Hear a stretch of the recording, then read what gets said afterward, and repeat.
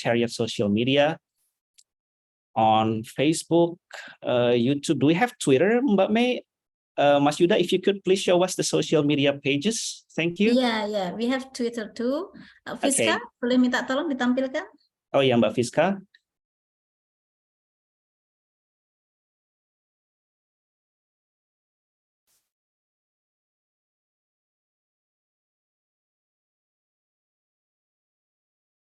So we have the Facebook, YouTube, Twitter, and Instagram, I think, ya Mbak May.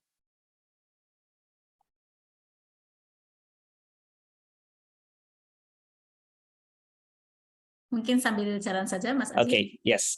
Okay, so please give them a like and follow for the latest updates on our activities, including today's webinar.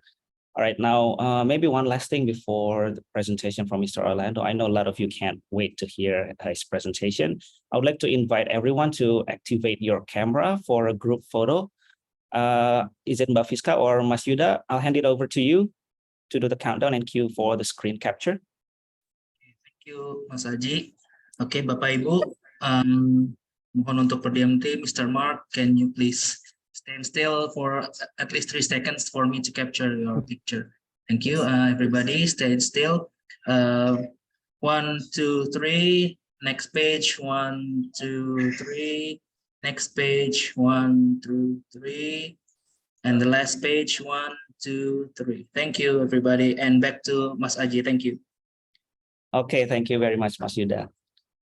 Okay, so now we've come to the part that we've all been waiting for. We're going to hear a short lecture on translation in the 21st century. But before we do that, I'm going to give you a little bit of an introduction of our panelist. I know he is a familiar face to some of us who joined the intensive course on translating and interpreting at Monash University back in 2014 and 2017 on second batch.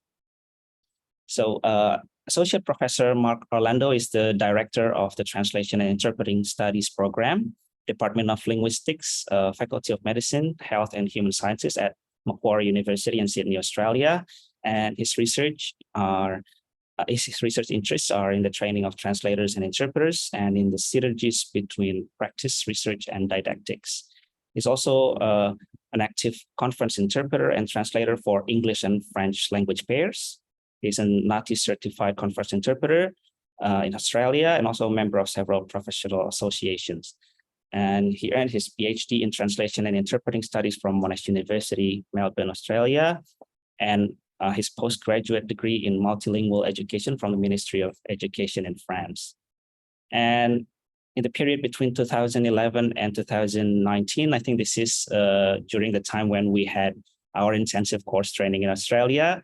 Mr. Orlando was the program director of the Translation and Interpreting Studies program and senior lecturer in the School of Language, Literature, Culture, and Linguistics of Monash University. And then for a year between 2019 and 2020, he was also the coordinator of the interpreting stream of the School of LLCL of Monash University. Currently, he's the Associate Professor and Director of the Translation and Interpreting Program, Department of Linguistics at Macquarie University, Sydney. So without further ado, I will now invite Mark to deliver your presentation. Mark, I'll hand it over to you, please. Thank you, Aji. Thank you very much. And once again, it's a pleasure to see some familiar faces and of course to discover new faces and new colleagues. I will in a minute share my screen and you will see exactly what I'm going to focus on. It's going to be quite dense and I know we are going to spend the next 2 hours together.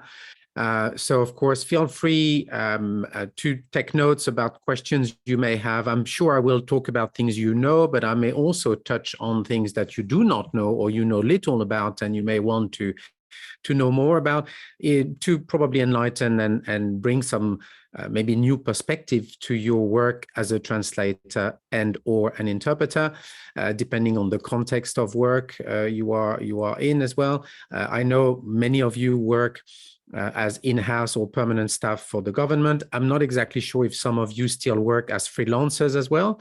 Some of the things will definitely, target both people who would be permanent staff members, but also people who would be freelancers, who could be freelancers in a future life. Who knows? You know, that's the That's mainly the thing. So I will touch upon various things. We'll talk about technology. We'll talk about the way things have been affected, or our professions have been affected in the last 5 years, maybe by technology, but specifically in the last 2 years. I will not spend too much time talking about research because some of you may not be that interested, but I'll definitely pick up on some elements of research that may interest you as practitioners and as people who will gain some very much interest and insights from research, and specifically the way the fields have moved, as I said, in the last few years. So I'm going to share my screen with you, and I hope this is going to work, and you will see what exactly I'm planning to focus on. So can you see my screen? Yes. Is it out? Yeah. Okay. So the focus is on translation and interpreting in the 21st century, but I wanted to find a very specific angle to do that. And I was thinking that it would be good to, and I'll explain in a minute why, but to focus on what we could label the transience and the permanence in our world, in our T&I world, as we call it. And the reason I'm saying that is that we often hear people talking about the many changes the profession has had to undergo in the last few years, but we forget very often as well to say that there are things that are not mutable, things that definitely remain. So why transience and permanence? I don't know if you know this guy on this photo, and maybe not, but in a previous life, when I was way younger, I did study quite a lot American literature and English literature. And there was one year where I was spending quite a lot of time working on English literature of the 18th and 19th century. And I ended up reading quite a lot about the second generation of Romantic poets. And among them was this poet called John Keats. You probably, I'm sure, have heard of him, or you may have read poems from John Keats. One of the things he's talked about in one of his poetry volumes called The Odes is the transience of life versus the permanence of art. And I've always been interested, of course, we are just, on this planet for some time, but there are some things that stay after us, and there are some things that stay, as I said, non-mutable at all and remain. So when I prepared this for this presentation, I was thinking, okay, what are the elements that really change often, and we know that, but what also in both translation and interpreting and all the ecosystems around that, what actually remains and is actually, or could be considered as, a permanent character. So this is what I want to talk about with you today. What is transient and what is permanent in our T&I world.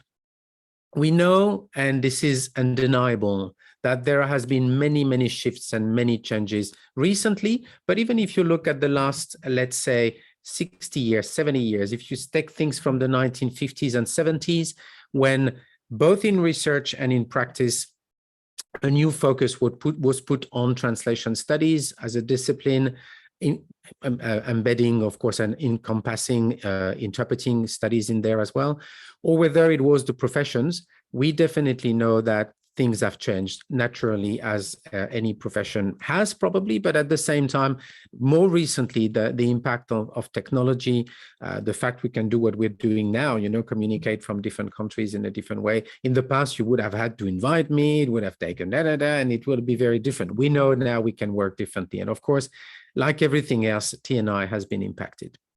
What is now characterizing our professions, whether you're a freelancer, whether you're a beginner, whether you're a permanent staff, whether you are an old practitioner or an older, let's say, experienced practitioner, we all have to be adaptable and versatile.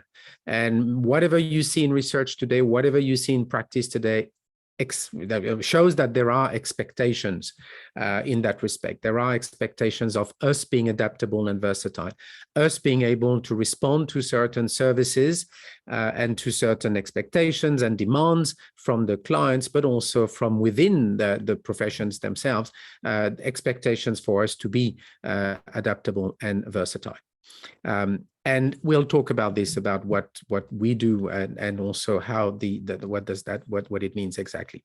But when I question the permanence in our professions, is it really new? If you really look at the professions, the way they have evolved over the last 50 years, and probably even more, the many centuries actually, but it's always been the case. And you could tell me, well, that's obvious. You're stating the obvious. Yes, I am. But at the same time, we keep on sometimes complaining about the fact things are changing too quickly, or that we have to adapt too quickly, or no, this is not possible to do simultaneous interpreting remotely. We all know this is not possible. We need to be on site. And then, little by little, we realize that it can become possible to a certain extent, we would say. But anyway, so it's not new in the sense that if you look at the world of interpreters, for example, and just through pictures like this, from the top left-hand corner to the bottom right corner, you will see the way things have changed. From what is the League of Nations, so the first United Nations, if you want, after the 1918 Treaty of Versailles, that really recognized that international meetings had to be multilingual. You had these interpreters working, as you can see them here at the lectern, working consecutively, and simply taking notes of long speeches and then delivering them.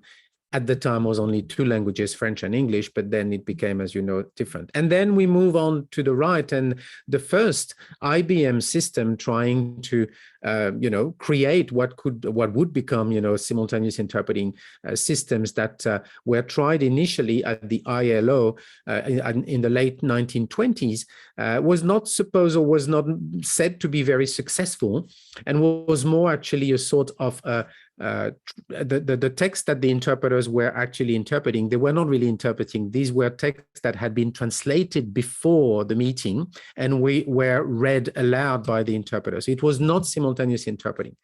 It's only, as you probably know, and you have a picture of this at the very top right-hand corner, it's only during the Nuremberg trial in 1945 that we really started using simultaneous interpreting. But what is interesting is that the people starting doing or using simultaneous interpreting as a technique were often the target of criticism by these interpreters, or those interpreters who were working at the League of Nations, who were really believing in the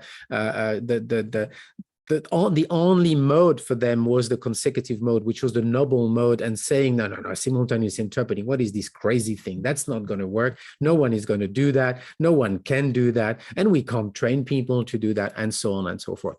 So again, that sort of element of something being transient, but also permanent in that sense. Transient because we saw changes over these years, if you want, a first part of the 20th century, but also permanent in the sense that people always react about what they know, and uncharted territories, of course, scare people, and people will try simply not to adhere to that. So what I've put here otherwise are simply the way we use, all sorts of technologies or all sorts of modes, from chuchotage, whispering, that started being used as well at some stage when people mastered simultaneous interpreting. That was another way, to the fact that we can now use portable equipment instead of doing long consecutive that takes too much time. We use portable equipment, as you can see. You can see the inside of a booth now with lots of screens, lots of technology, and I'll talk about that as well in a few minutes. What you have on the bottom row is really actually technologies that can be used, whether it is digital pen technologies that record speech and write notes at the same time, or whether it is simply RSI or video remote interpreting. Things have changed. We can work in very different ways. But at the end of the day, I think what is permanent, and this is a question we'll discuss in a few minutes more in depth, is some people say at the end of the day, interpreting is interpreting, and whatever you do about that, we can get new techniques, we can get new technologies, but at the same time, what we know is what we do. We have to interpret. We have to be the bridges between languages and between cultures. If you look at translations, then I will go more quickly, but from Saint Jerome to the use of paper dictionaries, some of you are probably too young to even know what a paper dictionary is. And then moving on to the use of different type of technologies, to computers, to, of course, the very first translation memory system, which were rule-based, to something at the very bottom here, which is neural machine translation. And I will talk about neural machine translation called NMT in a few minutes, where we work in very different networks and things. So again, for translators as well, things have changed, and whether it is for the better or not, things have changed because the world evolved and because we are doing things in a different way. So permanence in the sense that, yes, change is permanent in a way, and the reaction of people is also more or less the same, thinking that, no, it's not good, we're going to lose in quality, we're going to lose in this and in that, and so on. So what I would like to come back now, after setting the scene about transience and permanence, is more, okay, what is the market today in translation and interpreting? And here I'm talking mainly private market. I know it's different for governments and national and supranational institutions, but still, there are some interesting elements to note down here. But the area we live in, the area we work in, translation and interpreting, is a market that is growing and has kept growing for the last 40 years non-stop, and it is still growing and growing. The figures I have here are from 2021, 2022. It's even bigger now, and we've nearly reached the 60 billion American dollars value of the work that is being done in translation and interpreting. We know that the US Bureau, and it's the US, but it always gives you a sort of perspective on different things. The US Bureau of Labor Statistics predicted in 2018 a quite important increase job growth in this industry to 2026 compared with the other areas of work and the other careers. We know that as well, some of the annual pay for, again, it's based on the US, but you can certainly find elements of similarities in different other countries as well. We know that some industries are more booming than others. I'm sure you all follow your favorite TV program and TV show in different things with subtitling, or else localization has become a really, really big market, whether it is for your media, entertainment, or for your company, or for marketing. We know there's a lot of money that is being spent. I don't know if you do that, but I do that because this is my job. And for those of you who follow me on LinkedIn, you will see that I post very often job ads. There's a lot of job in localization. There's a lot of job in management and project management in those industries. And again, we'll come back to that in a few minutes. But this is just to illustrate the fact that we have more and more work in these areas as well. So indeed, the industry is a growing industry in terms of the value, the market value, if you want, of the industry. That doesn't mean it hasn't changed our working conditions. Of course, this has been impacted, but the market is still growing. We also know, which was no longer the case in the year 2000s, but we know that international organizations and companies are hiring again. There are quite often in-house positions in international organizations, and it's because a full generation of interpreters or translators are retiring now. And it's often hard to replace them because people do not necessarily have the same language combinations, or things are different again. So there is definitely, again, reasons to rejoice. What I often hear when I talk with translators and interpreters, whether freelance or not, is, okay, but how can I benefit from this growth? Is there anything I can do to make sure that I'm part of the whole thing? And whether I have my own company, or whether I'm a freelancer working for other people, or whether I plan one day to change and become a freelancer, what can I do? My answer is often, you need to make sure, I will put it this way, to keep your finger on the pulse. You need to know your clients and you need to know your market. So I will use those acronyms that we have sometimes in the business sector, but know your client, know your market is something absolutely essential. We have become undoubtedly global professions. It was the case with translation. It is now the case with interpreting. We can work globally without borders. But that clearly means you cannot do whatever you want, wherever you want, however you want. You really have to know your client, you really have to know your market, and you really have to know, of course, what are the expectations. Ethics are different from one country to another, one region of the world to another. This is also something that is extremely important to bear in mind. The other thing is being aware of lifelong learning. We are not trained one day forever. You have to be retrained on a regular basis. And of course, it is very difficult when you do not have these training opportunities. And this is something I'm sure we will talk about during the Q&A, and I would have questions for you. What do, in terms of CPD, continual professional development?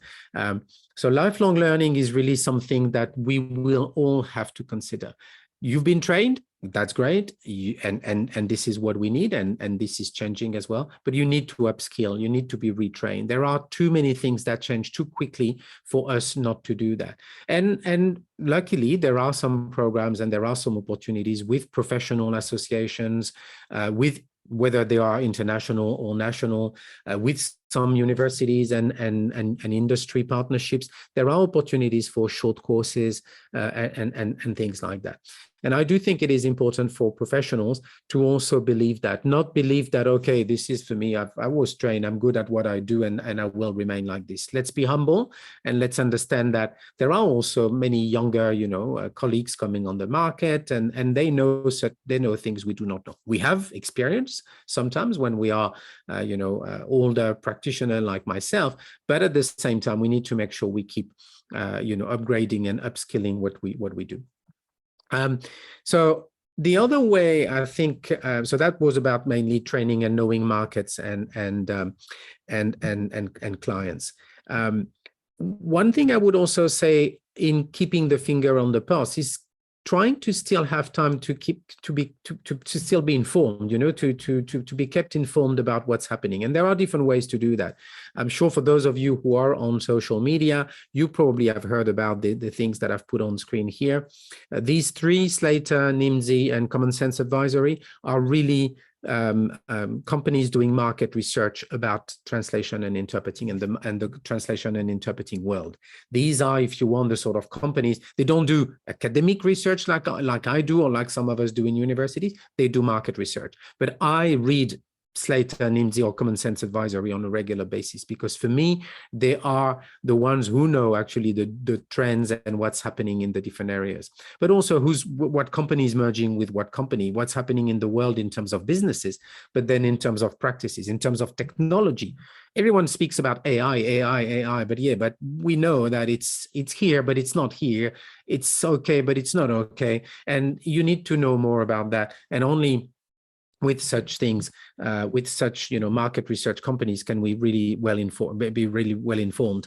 I put, of course, LinkedIn, Twitter, and certainly other social media that you can use, because there's a lot there as well. People post a lot about the way the profession moves. So this is one way for you as a professional to continue to be informed. Last but not least, I've just put here the type of titles that you would find. This is one I got some time ago, the type of things that these market companies tell you about. We're talking about AI research and is it the new frontier? We're talking in another article about ASR, automatic speech recognition in the booth coming directly through a software. Anyway, I was just simply putting these titles here. I'll mark a quick pause to tell you that actually I've sent the slides for this presentation to Nomela Whitey, so she will definitely send that to you afterwards, so you will have the possibility to refer to those things later on. The other thing, and last but not least in terms of keeping informed, is to make sure you also keep an eye on the academic or academia and industry engagement. There is a lot that is being done now between the industry and the academia compared to 15 or 10 years ago. Very often now people work together. Most of the conferences in translation and interpreting are also a mix between industry and academia these days. Most academics that I know undertake research that definitely has an impact on the practice and on the industry, very often with partners in the industry. So it is important for you as a professional, I would say, I mean, for every professional, all of us included here, to make sure that we also find some time to read about some of the findings that come from research and that are very impactful for the professions. So I've put here a few examples of recent publications that, you know, whether you work in crisis areas or whether you work in translation technology or whether you're interested in conference interpreting, there are plenty of very interesting handbooks and books that are released on a regular basis. And again, don't believe that they're just for academics. No, they're really targeting, you know, people entering these professions and people who have an interest in these professions. Making sure for those of you who are involved in training as well or are interested in training that there's quite a few publications on training the trainers, which is also one of the areas we should not forget about. And I've just put here, there's a lot of things available online, sometimes free, sometimes you have to pay, but it's not too expensive. So on Twitter, on LinkedIn, you will find all sorts of announcements for webinars, for podcasts and vodcast videos. You can look when you have a moment later in the day. The logo here from Tech Forward is also something that is quite new. I mean, they started only 3 years ago, something. It's a group of interpreters and translators from Europe who are inviting experts twice a year to share about new areas, new developments. So the big question here, and I'm sure you are all probably saying, what is he talking about? Do I have time to do that? Does he think I have time to do that? No, of course not. Yes, we work all 8 hours a day, if not more, plus, you know, family, kids, friends, etc., etc. But still, I do believe that it is part of maybe our working time, maybe different time of way of organizing your work. Again, I hope I'm not here stepping on anyone's toes, but when you discuss with your managers and when the people working with you how to organize your work, maybe it's not 8 or 10 hours a day of translation and interpreting. There's all the time for preparation, but there's also time for this, exactly what we discuss here, which is more keep your finger on the pulse. Make sure you know the trends and what the industry is about. And we can discuss this in a few minutes in more details.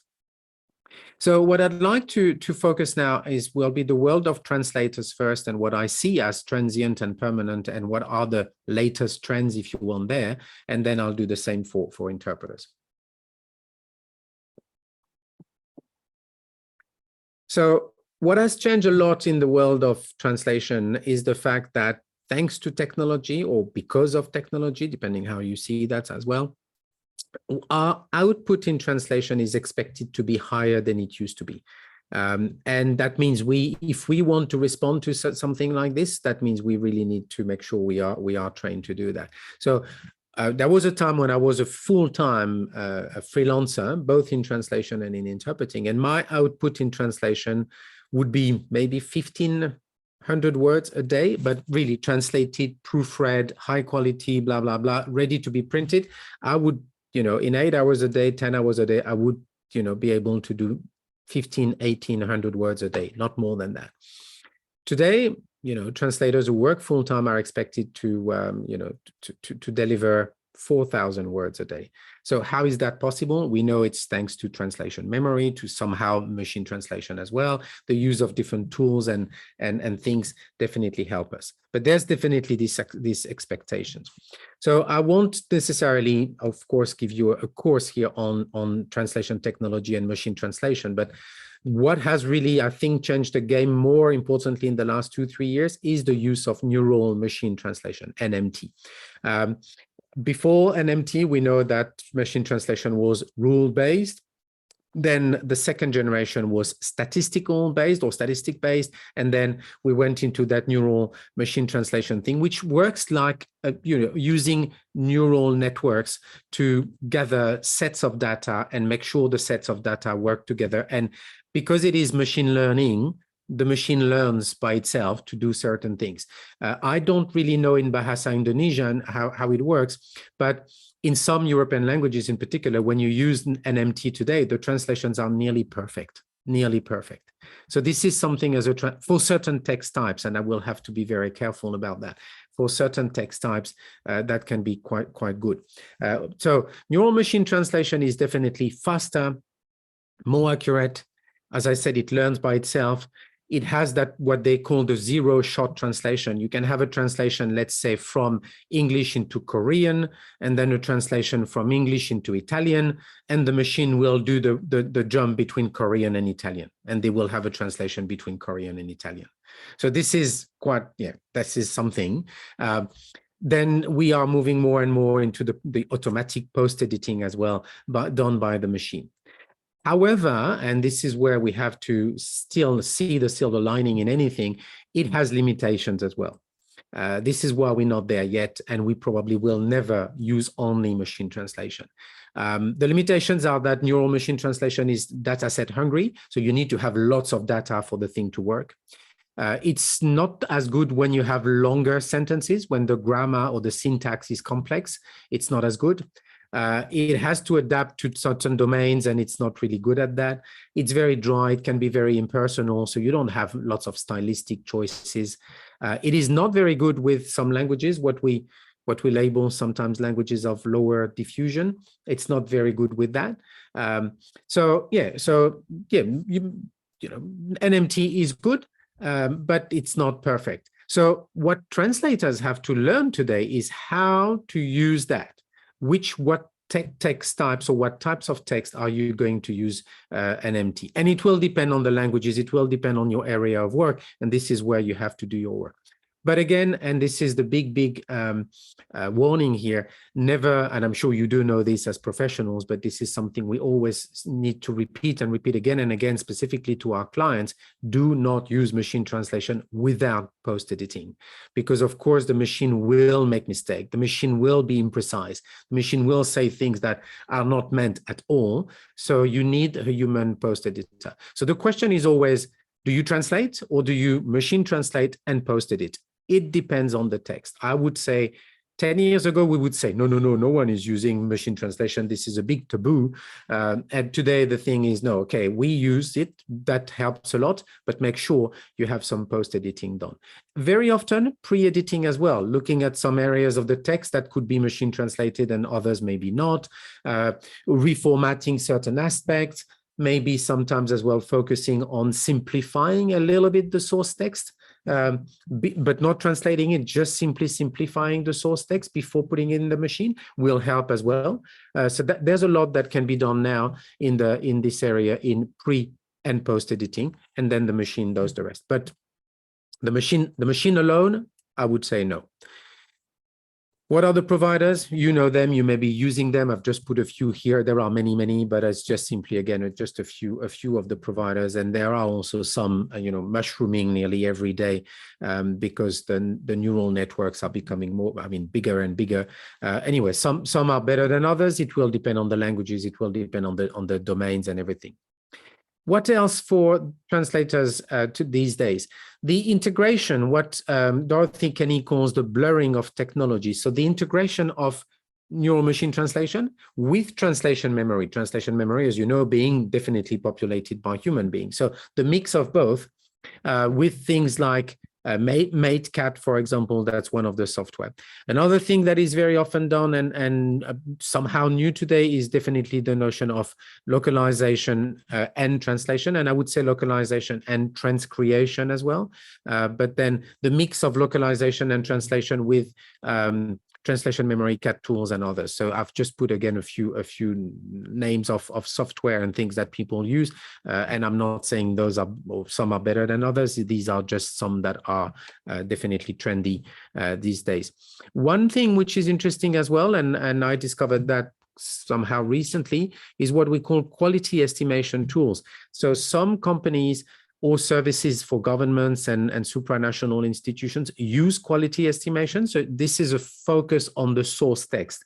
You start anticipating in the source text with tools like Marmot or Python. You start looking at, what requires attention in the text, what is more complex, for example, what are the parts that require things.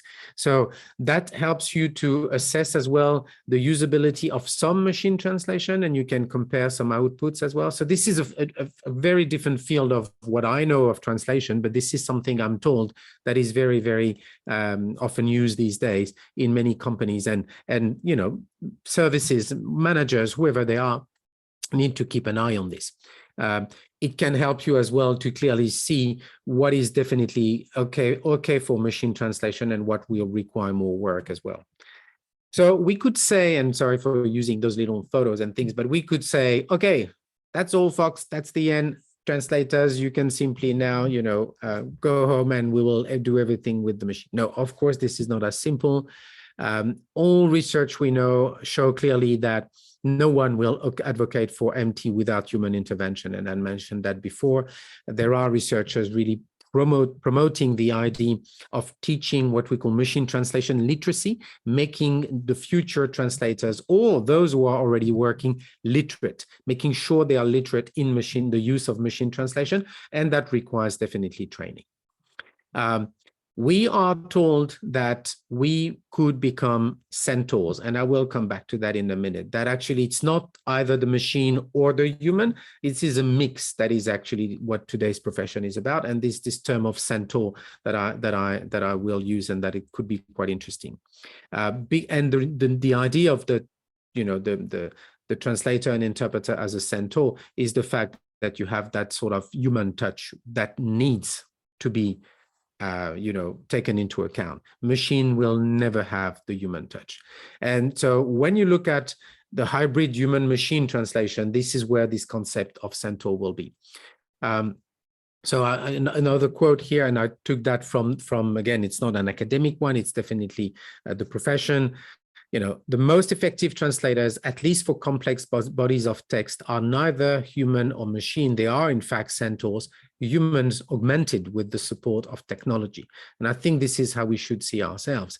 The revolution is really happening for sure, but at the same time, we have to make sure the content makes sense, and that as a society, we preserve what is unique from certain cultures. And here are some examples, on humor. And soul is something that is definitely important, and the machine will not get. One as well, again, another quote from the industry, and here it's not academic focused, it's really the industry. Humans have their qualities, but again, machine can help them. What we need absolutely is this synergy of highly educated professionals, and I have highlighted that in red here, this notion of highly educated professionals, because you can probably see where I'm going, but the notion of training will be extremely important in whatever we do.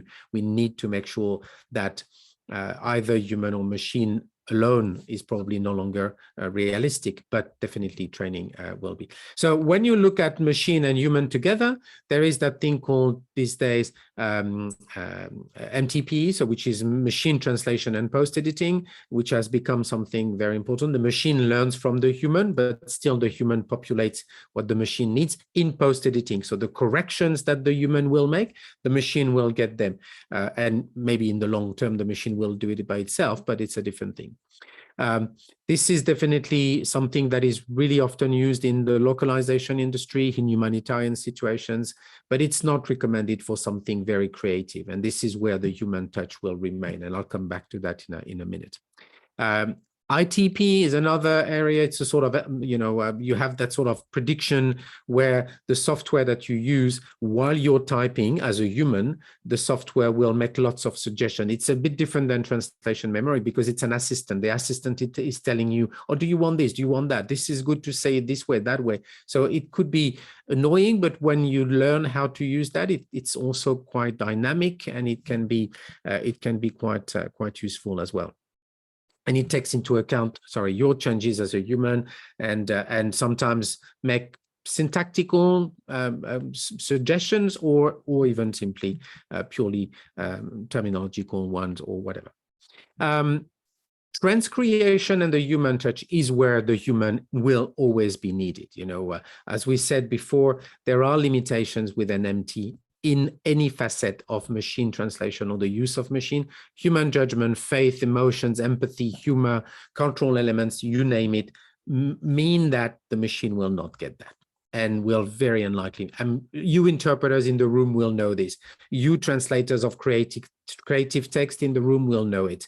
There are so many subtleties in what we are trying to say sometimes that only a human can see what's behind the words.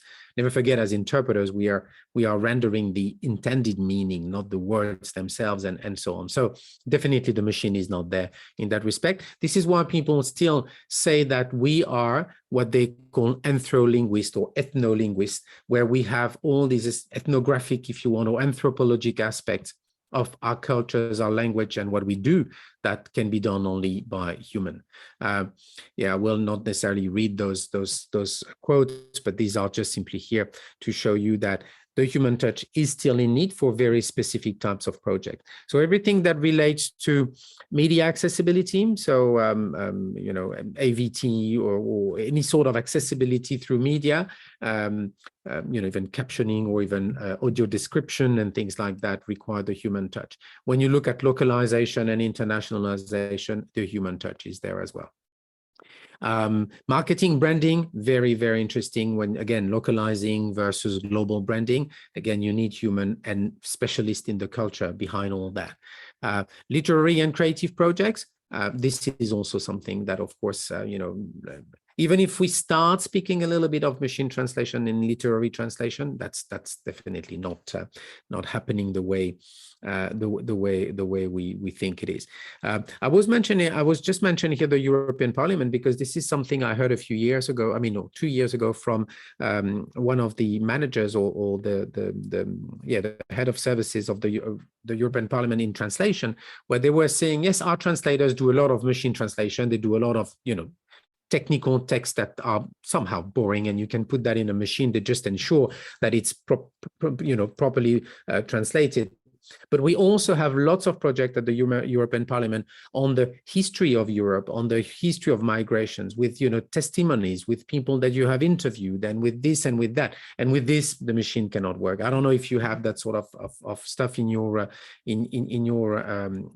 area and in your department, but definitely this is something that the same translator in the same area will have definitely different types of needs and different types of text to translate. So briefly, again, what to retain on that is that, yes, there are, when we use machine translation, when we look at the world of translators today, there are questions to be asked in terms of ethics. What do we use? How do we use that? How about, for example, ownership, data anonymization, data storage? When you translate something with Google Translator, where does that go? If it's a confidential text that you're translating for your government, are you allowed to use Google Translator? Because you don't know where it goes. Where is it stored?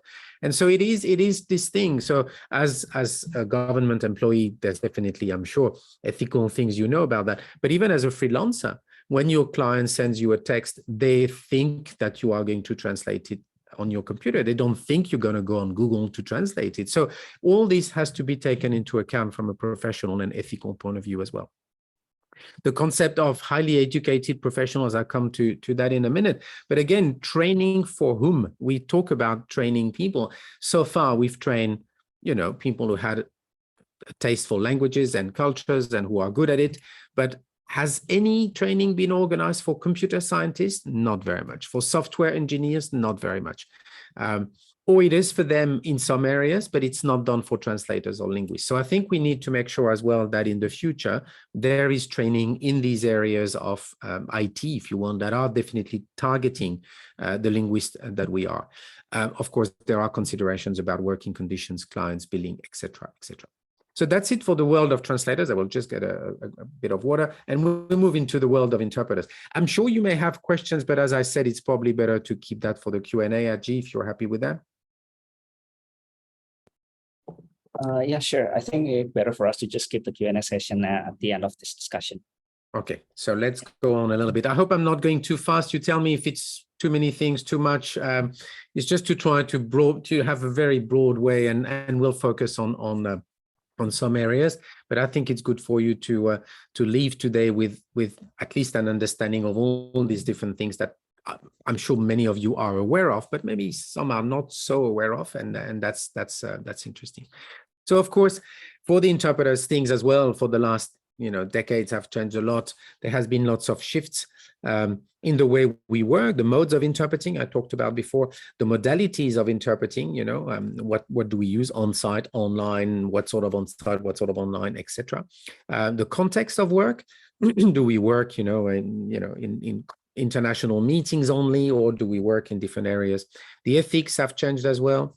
The status, if we look at, of course, what researchers say about the history of the profession, from captive, which were what the first interpreters we know about centuries ago, where people, who were captives of, during expansions and during colonization and things, and of course, free agent today, to more and more often for freelancers, contractors. So there's this interesting change in the profession and in the status. There's a lot of non-professional interpreting that is being done these days. I don't know if it's the case in Indonesia, for example, and in your areas, but there's a lot of unprofessional. And when I say unprofessional, I don't mean that they're not doing their work well. I'm just saying that they're not trained, and people think that it's okay to use people who have not been trained. So there's this thing in terms of status as well that is to be taken into account. We work in all sorts of areas, and you know this. There is this thing with interpreting, it has to be here and now. There's this need for immediacy. Again, this is the way we all live today, but it is important as well to realize that it has impacted what we do in interpreting. We need remote in all forms, telephone, video, RSI, all this is here and not going anywhere. There is a move clearly from human to machine. Some people are talking about the dehumanization of interpreting as well. So the use of not CAT tools, but in interpreting KAI tools, so computer assisted interpreting tools, the use of fully automatic speech to text and text to speech as well, even speech to speech. It exists. It's not perfect, but it's there, it's around. I don't know if you've heard about re-speaking or trans-speaking, which is what we also label live translation, which is some live subtitling done by interpreters who are trained to provide actually live subtitling, and that goes from speech to text to a software speech to text, and then you have your subtitles coming on screen, but from a human interpreter behind the scenes. So that's an interesting development in the profession as well, and so many other things. So as I said, there has been things like people talking about the deprofessionalization, the dehumanization, even the de-oralization of our work, and I'll say a few more words about this in a minute. The fact that we are not even producing any more translation or interpreting ourselves. But what we also saw in the last few years, specifically the last 5 years, is a little bit different thing. It's just the rehumanization. There has been a very interesting focus in research and in professional associations on the working conditions, on the health of interpreters. We spend so much time online. Is it good for your auditory health? I could tell you about a few projects I've been involved in within AIC. You know, I'm a member of AIC, and I was the coordinator of the research committee of AIC for several years. There has been a lot of work done in that sense. So yeah, a rehumanization in many ways, a re-specialization as well. 20 years ago, no one was talking about simultaneous interpreting in community settings, but this is what we expect now of interpreters. We expect them to also master simultaneous interpreting. There's this, this sometimes blurred line between conference interpreting is simultaneous interpreting. Yeah, but simultaneous interpreting is used in many other contexts than conference interpreting. So it's not, it's not always the same. So let's make sure that we take into account the re-specialization aspect, and somehow things are changing. Again, think of my transience permanence thing all along. So yeah, if quoting the Seton and Doran book of 2016, we interpreters work in a myriad of context and communication situations. And of course, all these bring contextual and ethical challenges. I've just put a few photos here, but just simply to illustrate that, from a court to an international court, to a police office, to a hospital, to TV sets, to war zones, and to business or international meetings, we work, or diplomacy, whatever, we work in many, many different contexts. And of course, that requires to know what to do in some of those contexts and to make sure that the ethics we know and the techniques we know, the skills we have are well applied in relation to the context as well. So technology and interpreting, there are definitely things that are changing, and you've seen this, I'm sure, in your everyday life. So RSI is definitely, so remote simultaneous interpreting is definitely something of the day. Whether we use Zoom, and that's not necessarily what we want, or we use more interpreting platforms that are better, like, you know, Interprefy, Kudo, and you name them. There are quite a few, and I'm not making any publicity or advertisement here, but just simply using a proper interpreting platform is also something that is important, but also using proper equipment, using proper headsets, proper microphones, making sure we are not exposed to compressed sound too much, making people more and more aware of that. But anyway, so RSI is here. I'm quoting here Fantinuoli, who's one of the prominent people working in this area today. RSI is a matter of today, AI, enhanced tools of tomorrow, and machine interpreting of after tomorrow. So this is coming for sure, but once again, like for translation, the human touch will remain. So we will have to learn how to work with these technologies, but we will also have to make sure we are adapted to that. Just quoting Sabina Brown as well from Surrey in the UK, also looking at the different technological aspects of interpreting and translation. So either we talk of technology mediating interpreting, so it's about the terminology, if you want, where we use, you know, distance interpreting to have a better reach and so on, or whether we use technology supported interpreting. That means in this case, these are tools for you, for your performance, to improve your performance, or whether we are using technology generated interpreting, that's machine interpreting. I'm not going to talk about this, or technology enabled hybrid modalities like re-speaking, for example. And these are the two things I would like maybe just to focus very briefly on today, is that how do we use technology in interpreting in this specific case? Technology mediated, technology enabled hybrid interpreting. Technology mediated interpreting is quite easy to understand. That's simply different modes: telephone, audio, video. We use that to make sure distance interpreting, as I said, help us to have a better reach. You can have different types of modalities here. Clients can be at different places. The interpreter can be at different places. I'm not going to go into details about this, just simply the modality changes, of course. What we call remote RSI, I've talked about. You have photos here, could be done at home, could be done from a hub. But why? And, you know, how? And again, modalities, equipment, places, this is to be taken into account as well.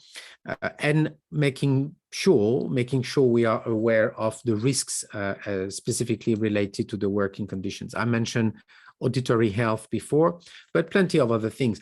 There's lots of research being done at the moment on how is it to work with RSI in terms of cognition, in terms of the cognitive load. There is so much to have to, you know, bother about on screen. The technology, oh my God, the connectivity and this and that, that what you normally do as an interpreter is already hampered by all these different things. You have to you have to think about things that we didn't have to think about before. And cognitively, and it is clearly shown in research these days, cognitively, this impacts the quality of what we're doing. This is why in RSI, normally we shouldn't work more than 4 hours a day and not more than that, because there's way too much happening. Again, this is something that will take time, but yeah, we're clearly showing that it's a possibility, but there are things coming with that, and there are pros, but there are cons as well, and we have to be very, very, very precise about that. the perception as well. You know, people have the feeling this is easy, people have the feeling this is difficult. I mean, sometimes we have perception from interpreters thinking they can't do it, thinking it's too much this, too much that. Other interpreters have a different, so there's also a very personal perception on what we do, but our role and everywhere in training and research is to make sure it is not only subjective. We have some objective now findings about what it is to work in RSI. However, there are, I mean, the good news is that there are at the international and national levels in professional associations, there are more and more people aware of that, and there are some interesting ethical guidelines and working condition guidelines that are given. I'm not going to detail this, but if you are interested, you will find this in your professional association or international association like AIC. Lots of guidelines for RSI, for working online, about the type of equipment, about the hours, about what to expect, about et cetera, and it's important. I talked before about the deoralization of interpreting. It's just to make you aware of some of the things that exist these days. So speech to text, a software that definitely can understand your voice and your language, and then we'll turn that into a speech. Whether it is intra or interlingual will depend, of course, on what you're using.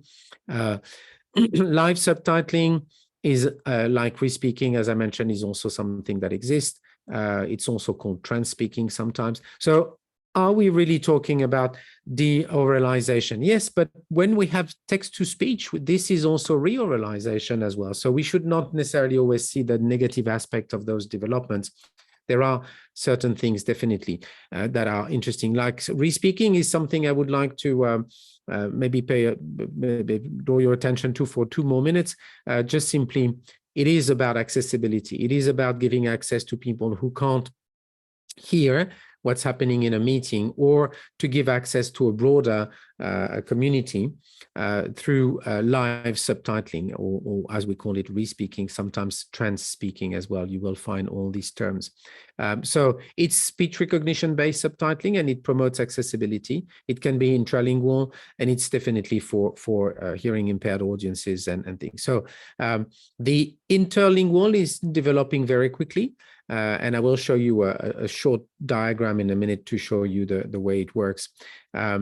It has the constraints of subtitlings as well, of course, because it's live subtitling. So you have to choose your word carefully. But the tricky thing as well is that you have to put the punctuation in what you say. So as an interpreter, you will interpret what is being said in another language, but it's not only simultaneous interpreting, it's also adding the punctuation. You will have to say comma, semicolon, colon, dot, and so that of course the software can get that right. Some people have also used in some areas, you may have seen this in some conferences, what we call stenograph keyboard or velotype, where you have keyboards that allow actually people to type more or less at the speed of speech. So that's also something that has been used for real live subtitling. So what I wanted to show you about re-speaking, it's also known as voice writing in the US. It's the way it works here. So you have a speaker delivering a speech. Then the re-speaker either re-speaks or translates the text. So it's either, if it's intralingual, sorry, you simply repeat in the same language, but you add the punctuation, as I said before, or you translate the text if it's interlingual, I'm mixing up now. And then you have the speech recognition software that transforms your speech into a text. And generally there is either the re-speaker or the editor elsewhere in the room will also correct the errors that are done by the software. And then that will be then uploaded as subtitling, as live subtitling, and it's displayed on screen for those who can't hear properly. So yeah, it's definitely something that is taking up. It's quite expensive at the moment, but I mean, as everything that might change, it is definitely something taken into account by many training institutions, actually training their simultaneous interpreters to work into re-speaking. We are planning a short course on this at Macquarie University in 2023. I will not play this because I don't think we have time, but if you when you get the slides, make sure you find this slide and click on the link to check that. This is not very new, it's from 2019, but it's a very interesting 5-minute video on the way Microsoft has actually mixed AI reality with text-to-speech, and also the use of holograms. So creating your own hologram, speaking in another language in a different area of the world, on the globe. Very interesting. It hasn't really taken up, but that clearly shows you that the technology exists. I'm sure for those of you who like technology, you will find that quite interesting. So that's it for the concept of, looking simply at what has affected translators and interpreters, and I'm sure in the discussion we'll say more.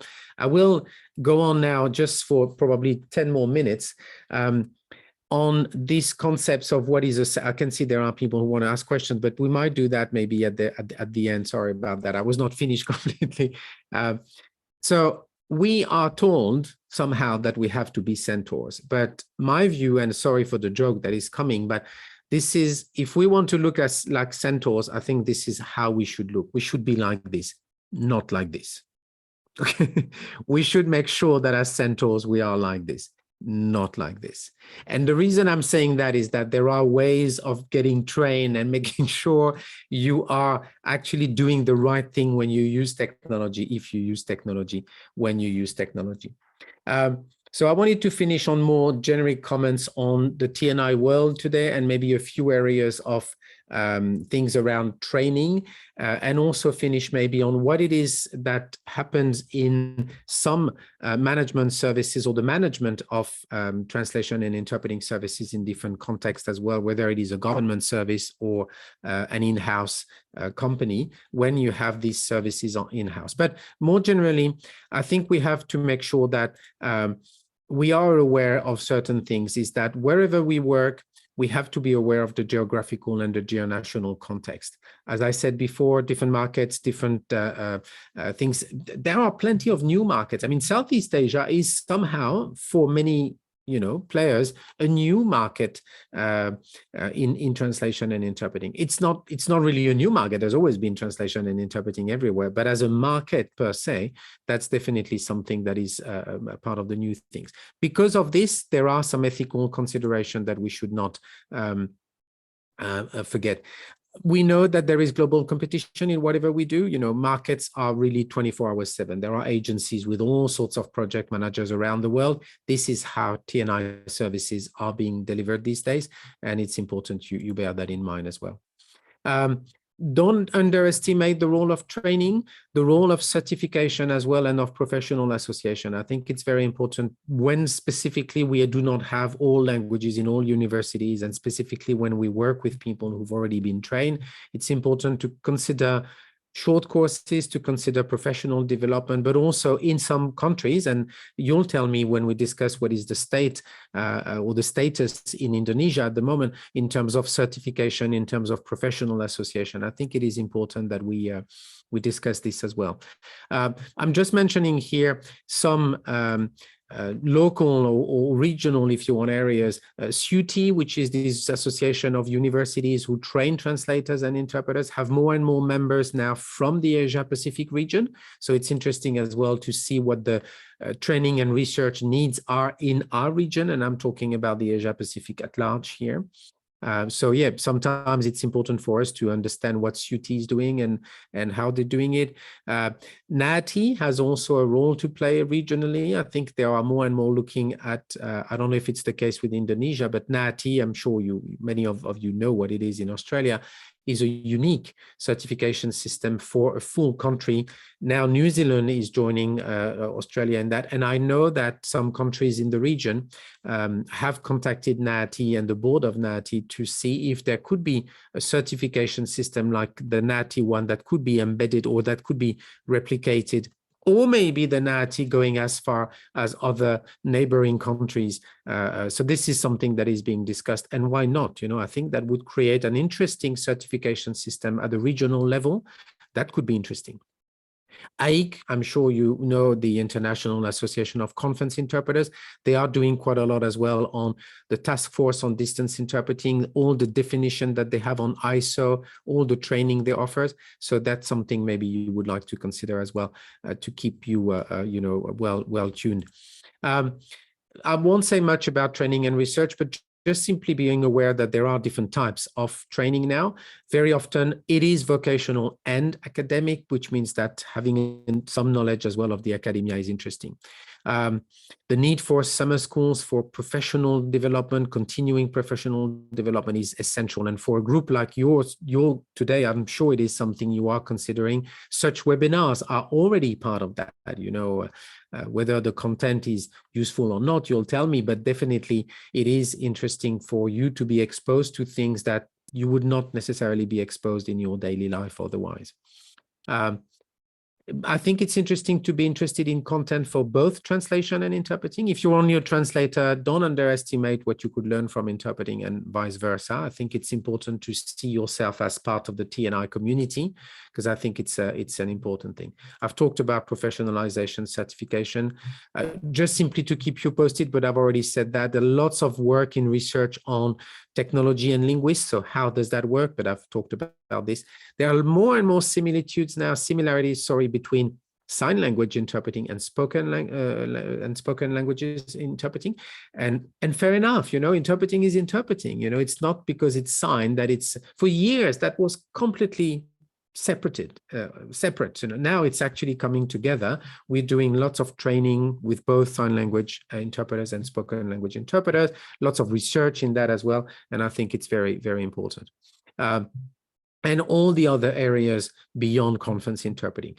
As I said before, working conditions, the human value, health are very interesting in research today. There's a lot of work being done on cognitive ergonomics, cognition, audiology, voice management, stress and anxiety, all those things that is our everyday life.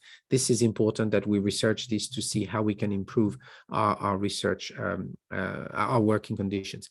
Another area of importance is who is training these people. So we need to make sure we train trainers. I don't know if you have internal training for trainers, for example, in your service, and I'm interested to discuss this with you, but this is also something not to forget.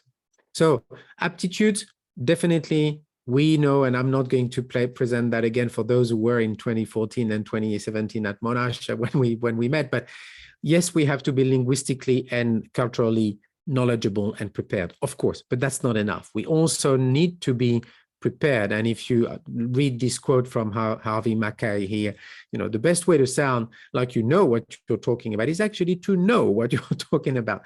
Don't underestimate the preparation that we need before we do the work we do.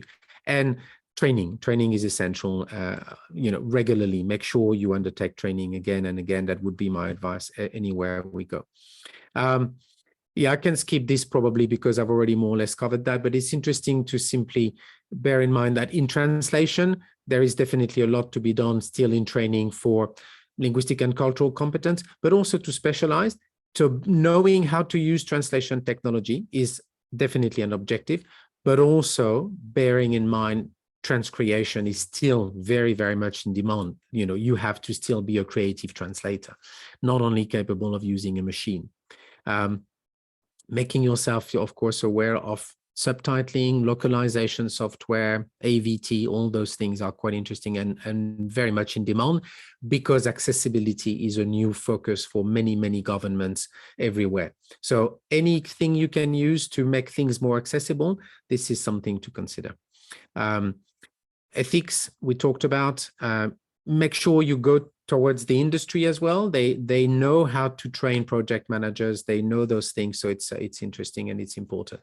It's more or less same thing in interpreting. Make sure, yes, of course, linguistically and culturally knowledgeable, but there are other things that you can be trained into that will become in demand. And again, favors or focuses on accessibility. And re-specializing is also something to consider. Now, I was thinking about people who work in government services, and this is really nearly my last slide. People who work in government, national or supranational organizations. You know, there are we should never forget there are specific expectations for the people who manage those services. You have at the same time to get the quality and the adequacy of what you offer through your translators and your interpreters. And at the same time, you have these constraints of human resources and of budget. And this is really something as well to always juggle with. It's easy to criticize when we are on the side of the fence. It's easy to criticize when we're on the other side of the fence as well. But I think it's always tricky in those organizations how services are managed, and it's a tricky balance to find as well. There is no language service management qualification as far as I know, which is quite interesting. I mean, some universities should develop a qualification for people to become language managers in organizations, because it doesn't exist, or not as far as I know. The question is, who is to lead, for example? Who is the manager? How do you choose the manager of a language service in a government or in a supranational institution? Does it have to be a specialist, someone who is a linguist or a translator and interpreter themselves? Or can it be someone more of a generalist? It's important to ask these questions, because that will definitely impact. Who do you recruit as well? Do you recruit only people who have been formally trained? Do you recruit people who have a talent because of what they've done in their lives and you could train them internally? I mean, this is interesting as well. And I would be very interested in hearing how it works in your services, but I think it's something to focus on. Bearing in mind that what must be, from my point of view, and as far as I'm concerned, is that there must be a common good understanding of the context of work. Everyone from the manager to the translators and interpreters should have the same understanding of what is this context, what does it require, what are the working conditions that you give me as a translator to be doing what I can do as an interpreter, but also as a manager, what is it that you need to do to make your staff doing their work properly, never dropping on quality. It has to do, of course, with preparation time. It has to do with teams and the way you build your teams. It has to do with text types. Just briefly, I did a project recently, not at all on translation and interpreting, just simply at looking at text types provided by government during COVID-19 in Australia. Those texts were then translated in many, many languages to reach out the communities. Me and my colleague here at Macquarie, we looked at the readability of the source text. And we realized that the readability of the English source text requires, in some cases, many, many, many years of education, just the source text in English, the way it has been written. Imagine then you send that to translators. Translators are not going to simplify. They translate to the register because this is what they've been asked to do all their lives, and they've been trained to do that. So when it reaches the communities, you expect people to have a certain level of literacy, a certain level of education, and that's going to be way more complex. So we run a project which was actually to simplify the source text written in English by government agents, government officers writing the text that you want to send to communities. We showed them that with readability metrics, the higher the readability is, so the more accessible it becomes, the shorter the time to translate it is, and the better the accessibility is for, which is, you're going to tell me, common sense. Yes, it is common sense, but why isn't it done more often? Why is it that we don't look at the text type or the source text before we send it to the translators? So this is part of, I think, the management as well of some services, whether in private companies or in government services. Making sure as well that in the same service, the manager and the staff are aware of the status and the trends of what's happening in the profession, that everyone is aware of what's happening, what's feasible, how, being curious, but also sharing those things. And of course, as we said, making sure that there is access to training and professional development for staff. We are not, and I wrote a paper on this 2 years ago, we are not isolated agents when we work as translators and interpreters. We are part of teams. We are part of ecosystems. We need to be able to work with our colleagues, but also with the presenters. We need to be given information beforehand. So it is interesting to see our job in this communication situation as a partnership. It is a partnership between the professionals, but also between the different people who are using the services, with the managers. And so try to think about this, you as a professional or you as a manager, try to think of this as, okay, this is an ecosystem and I need to make sure this ecosystem is well respected in what we do.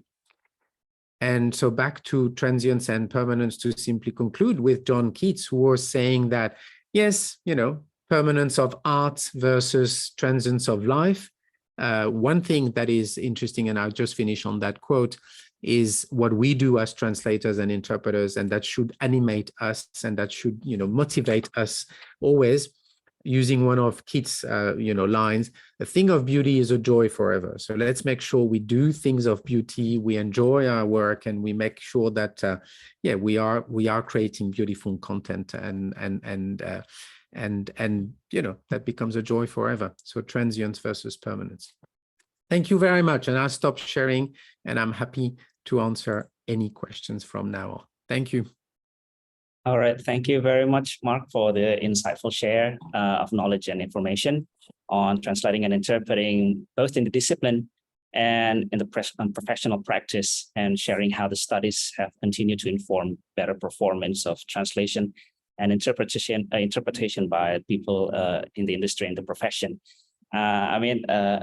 It's a nice opportunity for us to jog our memory on some of the things that we have learned at university and during our training, but I also learned some new things, like the neural machine translation and respeaking or transpeaking is, at least for me, I haven't heard it 3-4 years ago at uni, and also with ITP or interactive translation prediction. I'm not sure if this is the same feature or technology that they use with I forgot if it was Microsoft Outlook or Gmail, but now when you start typing at the beginning of your email, I hope this email, it will give you a prediction, finds you well in transparent text. Yeah. Predictive text. Yeah, exactly. That's the same sort of thing. Exactly. Mm-hmm. Yeah.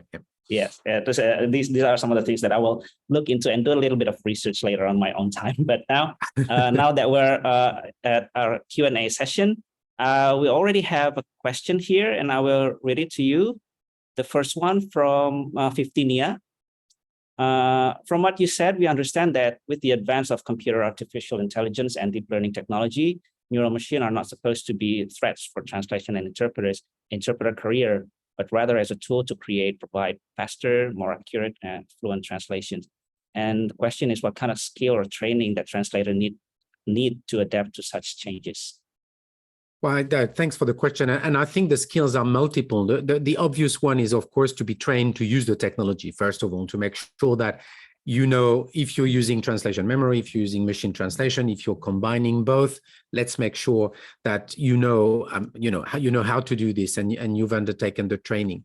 The other skill, I think, which is quite interesting, is to be able, sometimes just looking at a text, being able to anticipate whether you need to resort to the machine, and that's fine, and you will do only a bit of pre-editing and a post-editing, or whether it is not even interesting to run it through the machine because it's too complex. Or if you run it through the machine, you are going to spend more time post-editing it than translating it. So sometimes it is the problem. You receive these texts that have been translated by machines, and you realize that the time you are going to spend to post-edit it is actually time that should have been spent initially on the translation. So the skill of a translator or a team of translators will be to identify the type of text, when you get them, that actually are the text you can really, feel free to use the machine, and that's going to be fine with some post-editing afterwards, or text that actually, not at all.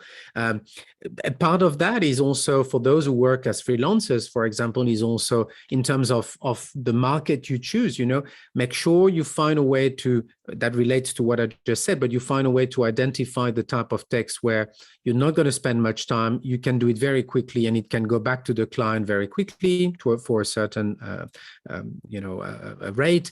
And then the other type of text that's going to take you way longer, with way more research and way more creativity, and then that's probably another rate and another. So there is this as well behind simply using the technology. There is this notion of knowing how to use it, of course, but when to use it, for whom, and what it entails in terms of your productivity as well. So I think, there are many skills behind that, and it's not only, just put that in the Google Translate or DeepL or whatever that is. It cannot be only that. It has to be more reflected upon. It has to be, there needs to be a strategy behind that. This is where management services are interesting when you work in a government or when you work in a company where there is a real department for this, because this is a strategy and you need internally to decide on those strategies.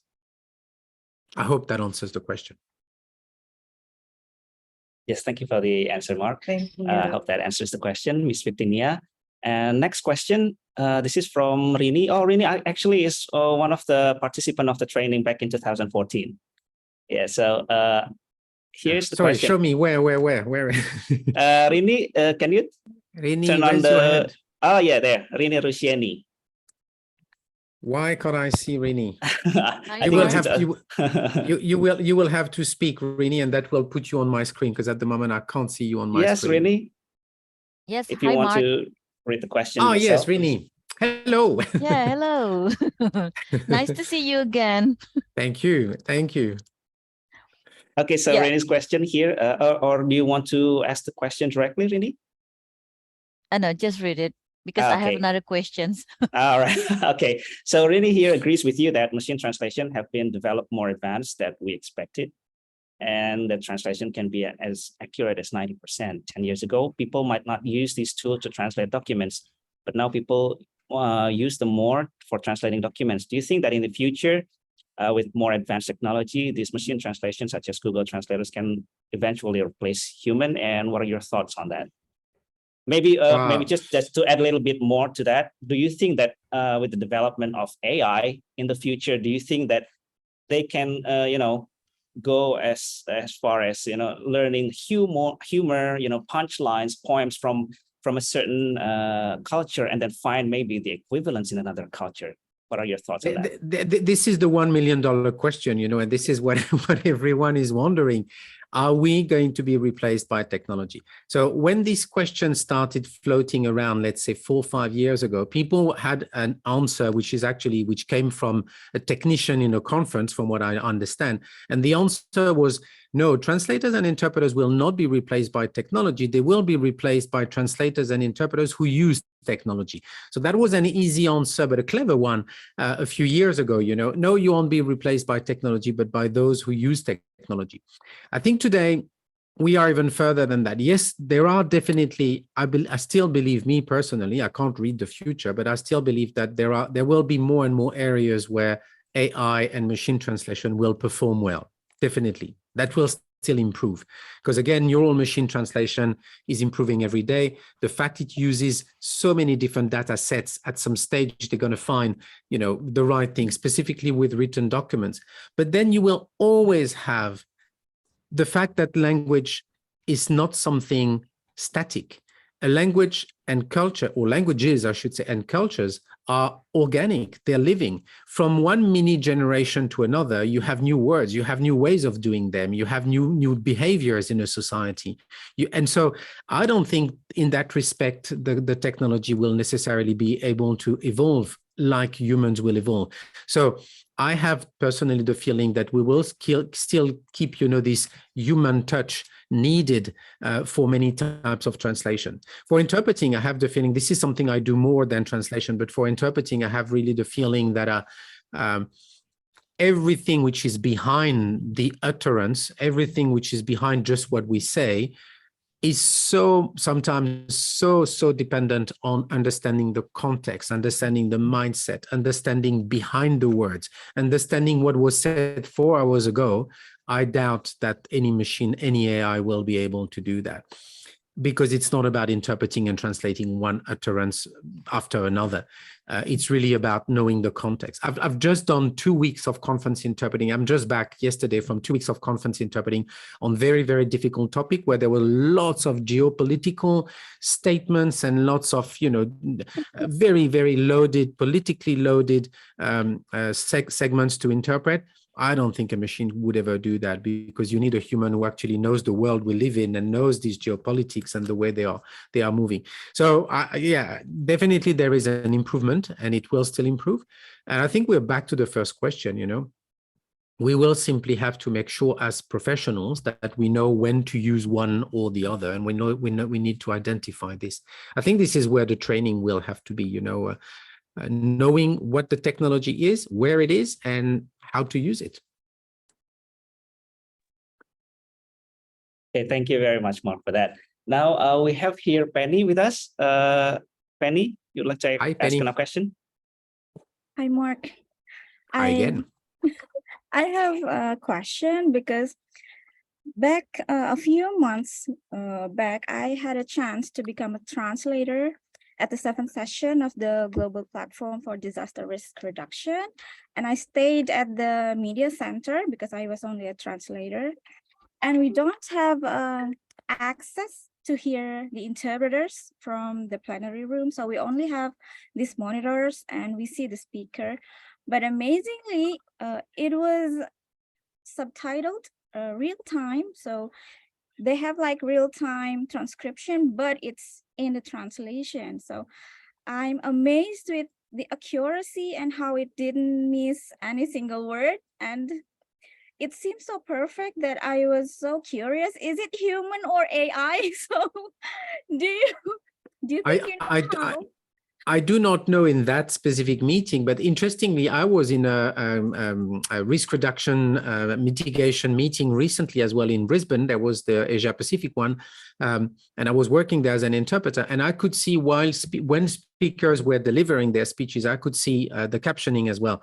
And I can tell you it was not that good. So it's probably a different meeting, and the one that they were using where I was probably simply turning on the captioning speech to text software embedded in what they were doing, and then that was it.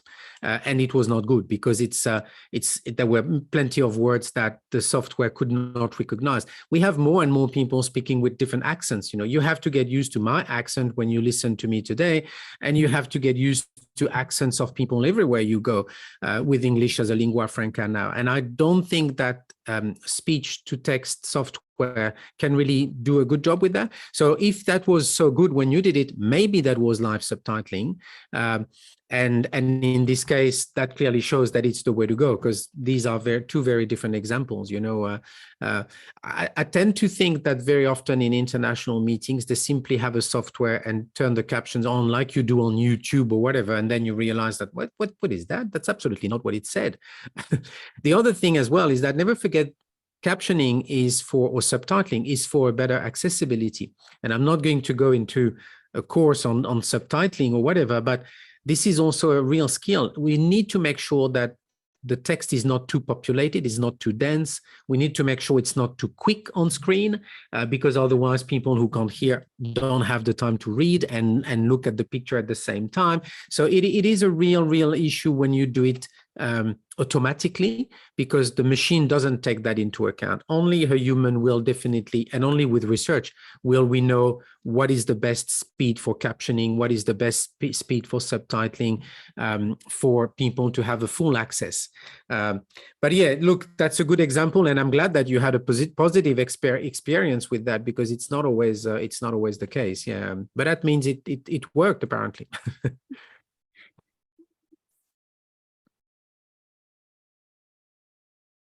Okay, thank you very much, Mark, for that. I think we have another question here from Yoga. Mas Yoga? Yeah. Do you have a question? Hello, Mark. Hello, Yoga. I have a question. Do you have tips and tricks for unfamiliar term when we got unexpected assignment? Oh, you mean in terms of preparation? Yeah. As an interpreter or a translator? As an interpreter, I believe. Yes, as an interpreter. Look, the way I tend to prepare, and again, that's me, that's me, my experience. The way I tend to prepare is generally not to try to waste too much time at the level of the words. I'm more interested at the level of the discussion and the meaning of what is going to be discussed. So when I know I'm going to a conference, let's say on topic X, what I tend to do is, okay, who is speaking? is there any recording of these people speaking already, you know, that I can look at online and things, and maybe I get familiar with these people and the way they speak? What can I find online that is more at the macro level? You know, what are the expectations of the meeting? What sort of groups am I going to interpret for, or et cetera, et cetera. So, and then I can do my research on the terminology itself and have the glossaries that you will have.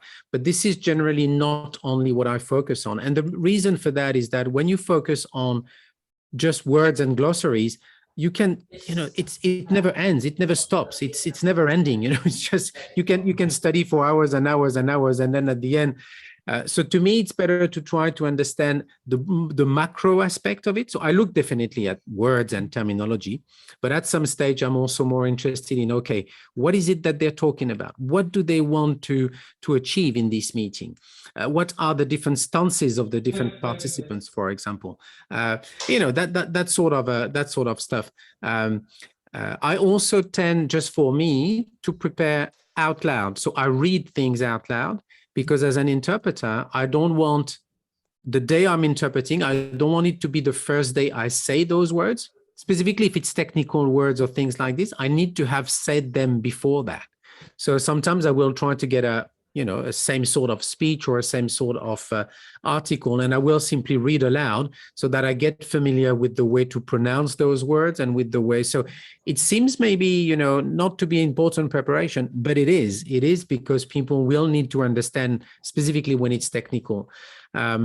So yeah, so these are some of the tips that I have, making sure that I have already pronounced the thing, making sure that I have listened to, if possible, who the speakers are and found a video of them before, but making sure as well that I'm looking at what something means. Let me give you an example. Imagine you have to translate something like blah, blah, blah, kidney dialysis. You know it's a medical term. You will know the term in Bahasa Indonesia. You will be able to translate that. Fine. But is it what we need only? You know, it's not only the word. Me, when I research, what I do is that I will find the way in my working languages. I will find the words, but I will also look at, okay, what is it? What is actually a kidney dialysis? What is exactly that thing? What is it? You know, it's not just a word. There's a mechanism there. Yeah, there's behind that. And then this is where also the way I will do my preparation. So it's an example, if you want, on the looking not only the level of words, but going in the macro. Understanding what's behind that. I hope this helps a little bit. Thank you, Mark. Yeah, I agree with you, Mark. I think, and I keep going back to this interview of Nicole Kidman when she did the interpreter movie, when she said that you have, as an interpreter, you have to understand and translate word for word, which is a misconception in our profession, Absolutely. right? Yes, you have to get the message, process it in your head, and then transfer the language into the target language. Okay. To me, the word for word interpretation is when I'm lost. When I don't understand, when I'm completely lost, then I just simply, expecting and hoping that in the next sentence or two, I'm going to be able to understand again. So I'm just really relying on the words. But the rest of the time, when I'm ahead in the understanding, I don't rely on the words. I just simply convey the message, as you said, Maji. Yeah. Right. Okay, now we have Hani. Tehani, please. Hi, Hani. Hi, Mark. How are you, Hello. Mark? I'm well, thanks. Okay. My question is only one about the good time or to be a professional translator when we translate something or paper or what is the good time to translate such as one paper. As a professional translator, we have to spend 1 hour or more than, or depends on the materials, because sometimes I think not only me but also some other people get the tasks or translation tasks from the supervisor. We get more than 10 or 20 slides, but we have to translate it to finish it in short time, very short time. I think it is not professional translator, but what about your opinion and your tips and tricks for us? Thank you, Mark. Thank you, Hani. Look, I think I've touched upon it a little bit. I think it's a question of indeed management, but it's also a question of deadlines and sometimes the pressure in a specific meeting or in a specific.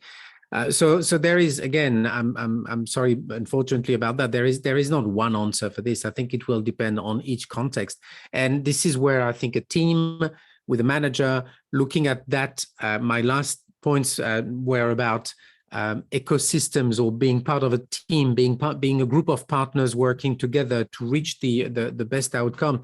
It's not about the number of hours we're going to spend on that. It's also the working conditions. Does it make sense to work this way? Is it really good for the quality to work so much? Sometimes it's better to have a break and come back later, and so on and so forth. Yeah, I think it depends. I think it's tricky for managers and supervisors because they have to deliver, of course, and themselves have to go to their own supervisors or manager and say, look, it's not feasible. It's not feasible in 5 hours. It has to be, or find a way to make sure you have either more translators brought on board. So it's complex. And it's again, because I don't work in the same sort of environment, I would say maybe there are people in the room here who would have views on that. But I believe that everyone is always trying and should be trying to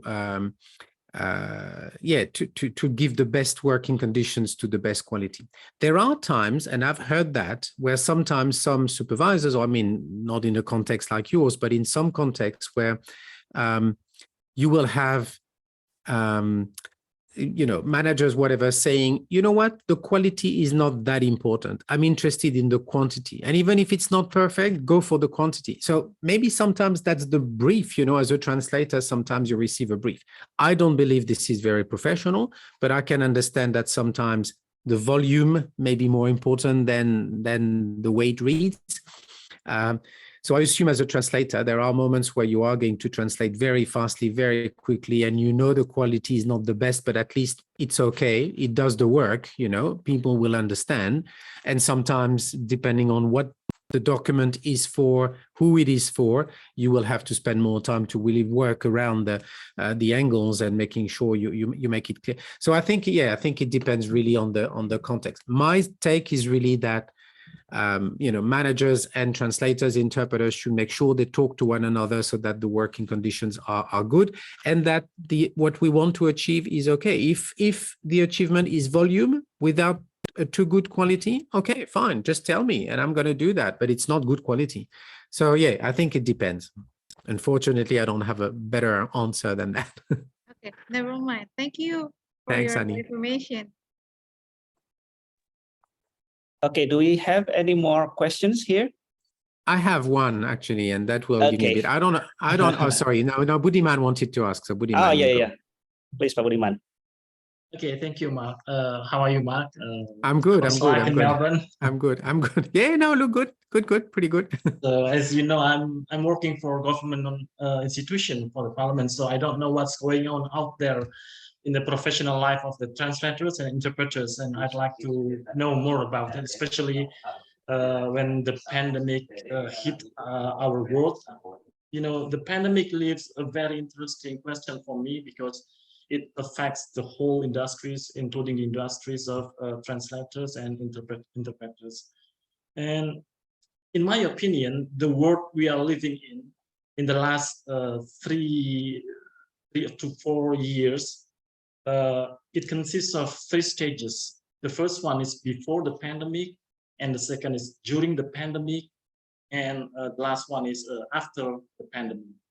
So before the pandemic, we see that the translation and interpretation industries are thriving. But during the pandemic, not only the whole industries, but also the industry of translation and interpretation were devastated. And during the pandemic, we also have witnessed a lot of changes and a lot of shifts in the technology of both the meeting and for the translation and interpretation, like Zoom and the remote simultaneous interpretation. So my question is, how do you compare before the pandemic and after the pandemic, especially when we're entering the new normal? After the new normal, the industry are coming back. So my question is, how is the demand before and after the pandemic? How is there more demand after the pandemic, like we are experiencing now in the new normal? And the second one is about the statement. I just want to pass on the messages from my colleagues, my other translations.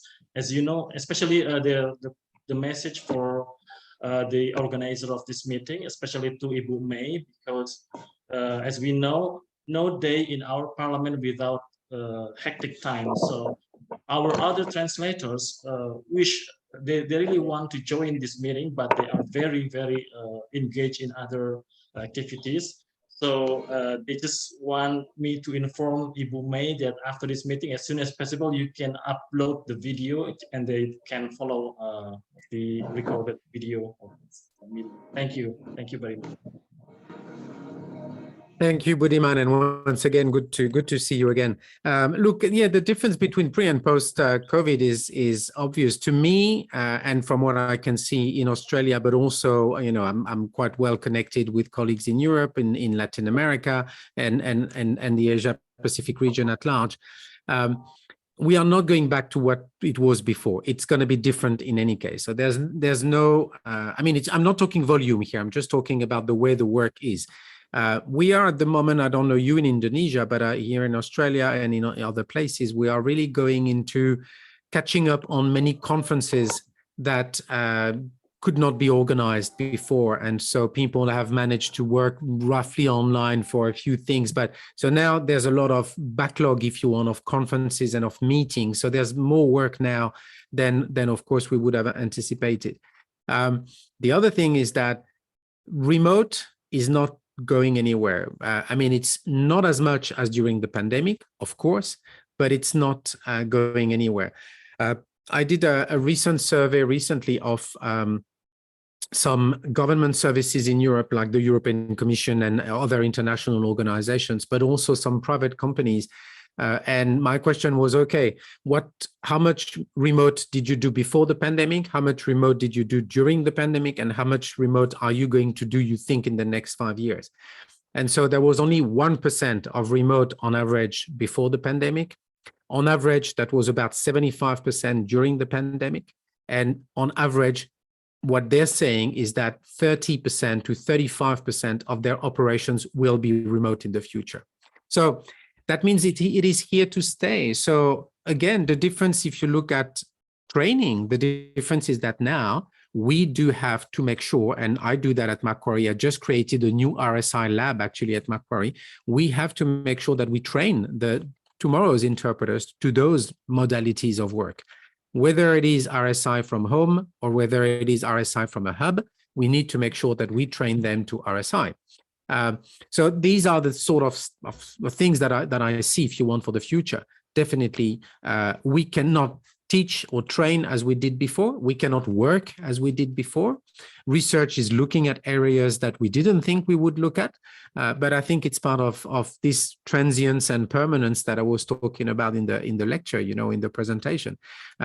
So yeah, very different setting now. It's probably for the better in many cases. If there are more meetings to be interpreted remotely than in the past, that's not a bad thing for freelancers, for example, or for the profession. And the reason for that is that some meetings in the past were never interpreted. And now that they can be interpreted online at a lower cost than on site, people are opting for that. My only worry is that there are some organizations now who could go back on site and do not want to go back on site. And I don't think it's fair if they could do it. I think it's way better for the participants to be on site. It's way better for the people to interact one with another. I mean, online is really, really draining, as we all know. Interpreting, you know, interpreting for half a day, a full day online is really, really really draining, really tiring, and yeah. So that's but yeah, there are definitely differences, and yeah, look, this is the way the profession is going. So let's make sure we can, if we can, whoever we are, influence through professional associations, through ethics, through certification, through ISO, through training. If we can influence and make working conditions a bit better for remote, let's go for it. As for the presentation, I'm pretty sure it's going to be passed on, the recording plus the slides later on. And let's make sure as well that we all communicate on Twitter, whatever. I should give you my Twitter account, by the way, whoever is looking at that. You could find me, I'm sure, but yeah, that will be a good way to make sure we show how you guys are doing and what you're doing. Okay, thank you very much for the explanation, Mark. And I have to agree with you. I think that nowadays people are getting more and more comfortable, to work from their own home, office, and as a result, conference organizers now don't really have to think twice to hold a seminar, because both the panelists and interpreters from across the globe really can be made available in a matter of days and hours even. Yeah. So yeah. So I have the only thing. Sorry to interrupt you. The only thing we need to make sure is that when we deal with them and when we can have a bit of pressure on them, let's make sure that they provide the right good conditions for definitely. a proper platform, proper equipment for the speakers, and so on. Right. Okay. Now we have Mbak Indri. You want to ask a question? Hello, Indri. Please, Mbak Indri. Bonjour Marc, comment allez-vous? Bonjour. Ah, je vais très bien, merci. Always remember me. You've just muted yourself, Indri. You have muted yourself. Oh, okay. Sorry. Can you hear now? Yeah. Okay. Just one question. Could you share with us or give us some advice to become a good translator or interpreter, especially for interpreters, because as we know, it's not easy to become a good interpreter, especially as a government interpreter who can make a mistake, or we call it zero mistakes.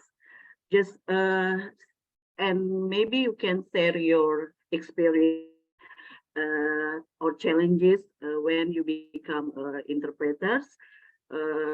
How could we deal with challenge? Yes, to become a good interpreter. Yeah, look, to me, I think, yeah, no worry, Indri. Yeah, to me, it's about training, and it's about establishing a relation between the users of the services, the employer, and you, something that is based on trust and confidence. If you, and it's a generic you, it's not you, Indri, but as an interpreter, if someone is employed to do a job, it's a two-way thing. You must be given the right working conditions, but you must also make sure that you come prepared, that you are the right interpreter for the job. I know many people don't, for example, refuse. As freelancers, not as employees, but as freelancers, some interpreters take the job. Whatever happens, they take the job. Sometimes it's not for you. Sometimes it's better to say, you know what, this is not my field. I'm not comfortable with that. It will require way too much, preparation, and I'm simply not the right person. Maybe this is somehow where people need to go. Now, if you work more or less always in the same area, I would say that this question is not, the specialization is not an issue. Sometimes it's more about training. Maybe there are some techniques and some skills that some interpreters didn't get when they were younger, or they were not trained to do that. And then maybe an intensive course on this or on that is a way to go. So it's a tricky answer, because I don't have a tip on how to become a better interpreter. The tip I can get is definitely, get trained the way you get trained. Prepare very, very much, what you're doing along the lines we discussed with yoga before. Make sure that linguistically you are as well very well prepared, and make sure that you work on your other languages than your native tongue on a regular basis. Make sure you are culturally still very much aware and you're not talking about the culture and the language of that country from 20 or 40 years ago, whatever. You see what I mean? So I think it's an everyday thing. You know, I mean, those who undertook training with us in Australia some years ago, you would remember me saying that translators and interpreters read the press every day. You read the press in all your languages every day. You listen to the news in all your languages every day. You get your head around all this. And then, you know, you read things that sometimes you don't think you like, but it's good for your personal and knowledge. But yeah, look, I think it's a continuing journey. We are never good at one day and forever. You just simply improve with experience, but still the fact remains: preparation, being linguistically well equipped, and preparation and training for new things. That's the way to go. Okay, thank you very much, Mark. Now, if you let me, I also have a question, and this is in relation to translator accreditation. I was just wondering, do they still require offline and physical paper dictionary only type of testing for the NATI accreditation? And the reason I'm asking this because, to my knowledge, this is still the case for Indonesia for the HPI accreditation. Although in practice, when we work, we dive right in, you know, and use so much internet to find similar expressions, collocation, different use of terms in various contexts, etc. And so if we are confined only to use these paper dictionaries, thesaurus, etc., how is that going to reflect our real work as translators in the 21st century where internet is really an integral part of our work? Yeah, I think it's a very, very good question. And I think all certification, I mean, many certification tests now look at that. At NATI now, they're definitely looking at they're using keyboards and they're using access to the internet. They are simply limiting access to certain types of sites and everything, but then you know, they definitely give the opportunity for the translator to access some resources online that have been more or less decided and pre-digested by NATI. And so this is the way it is now. This is how the certification tests are going. And it should be like this. I mean, if you guys have any say in what the professional accreditation in Indonesia or the professional associations are doing, this is where things need to be organized that way, you know, making sure that that translators, as much as possible, have access to what they would normally have access. The risk is always, specifically when it's a test, the risk is always that people will send it to someone else doing the translation for them, or they're going to use blah, blah, blah, you know, so it's always a potential thing. So you need to make sure you find a way to prevent that, but at the same time, making sure as well that that the translators you know, can work in the proper conditions. Maybe there are different ways as well of maybe running the certification or the accreditation test. So far, what we've seen is one test, and then it's a yes or no. Maybe that could be a series of tests, and then after a series of yes or no's, maybe you could have people for a certain, I don't know, I mean, if it's for a government service for a certain duration, you can work for them and it's only provisional. And if they are not at the right level, maybe they can't stay, or I don't know, but we need to think sometimes maybe a bit differently, because this yes or no thing is just a little bit tricky, because I'm sure many people are not certified when they should be. Many people are accredited when they shouldn't be. So yes, definitely. And it's nice to know that the trend is moving right into that direction. Yes, okay, definitely. Now we have Ms. Chatur. You may ask your question now. Good afternoon, Mr. Mark. Good afternoon, Katu. You can call me Santi. Santi, good afternoon, Yes. Santi. Okay, well, I would like to ask some question about what you're saying in the beginning about if I'm not mistaken, you're saying about freelancer, isn't it? Yep. Hello. Yes. Well, I'm going to ask a question concerning about freelancer. Can Indonesian civil servant like us be able to become a freelancer?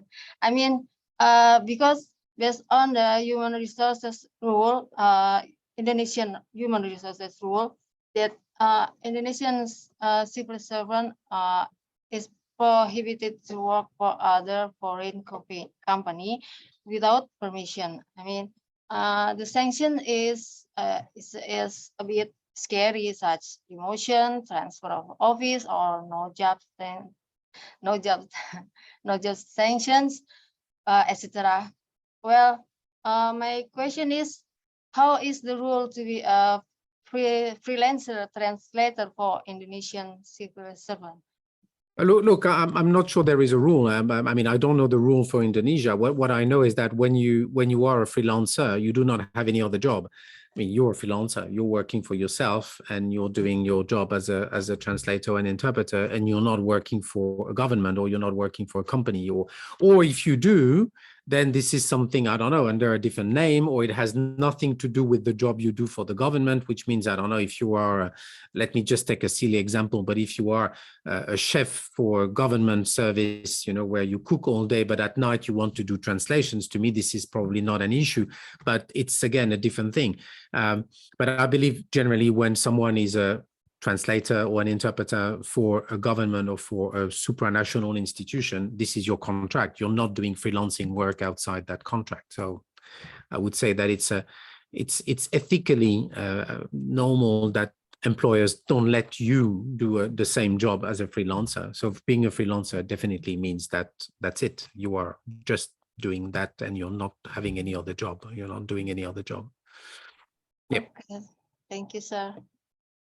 Okay, thank you very much, Mark. I think we still have time to have there's one more question. I can see Norme. Yeah. I can see Norme has a question. Yeah, thank you, Mark. Thank you, Masaji. Firstly, thank you very much, Mark, for the interesting presentation. It's very nice to have you here.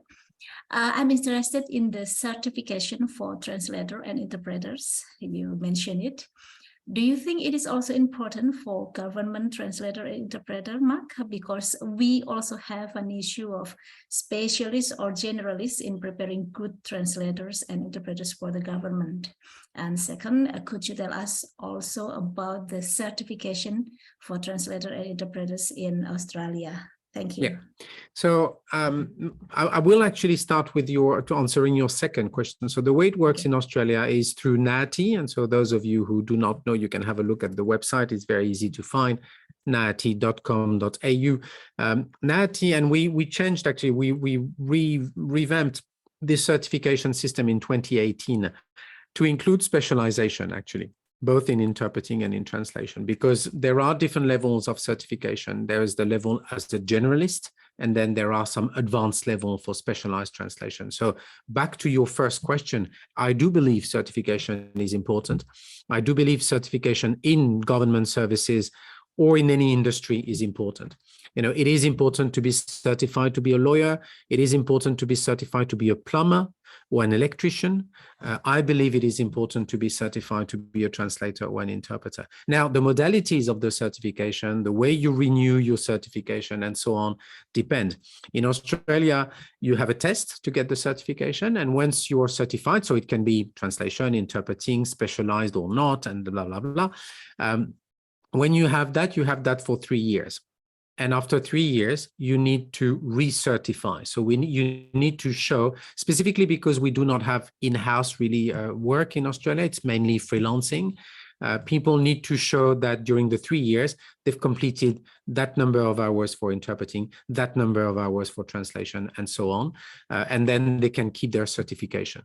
Now, if they want to move from a generalist level to a specialized level, they need to sit the test for the next level, and so on. So sometimes you would probably, for example, have students who graduate from a master's degree in a university. They prefer to take the generalist, test initially to start their career.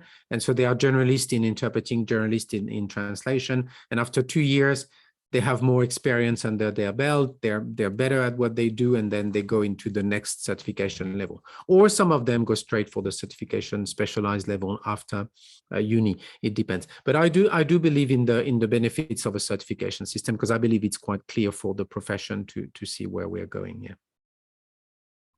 Thank you, Mark.